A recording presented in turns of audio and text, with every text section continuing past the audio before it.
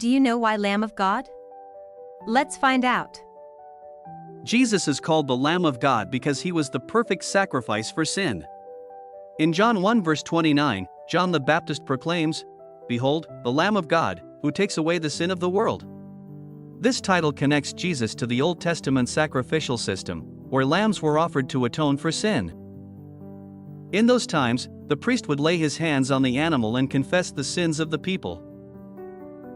This act symbolized the transfer of sin from the offender to the animal, which was then slaughtered as a sacrifice.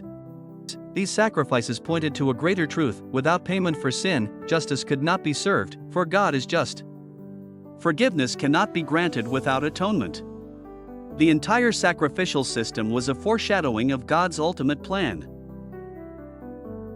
As 2 Corinthians 5 verse 21 states, God made him who had no sin to be sin for us, so that in him we might become the righteousness of God.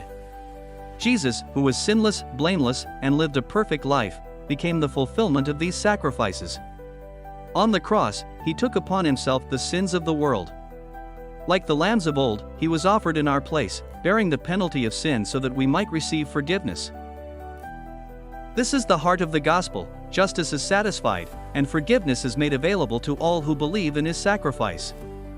We become the righteousness of God not because of our own righteousness, but because of Christ's perfect righteousness given to us. Now you know why Jesus is called the Lamb of God.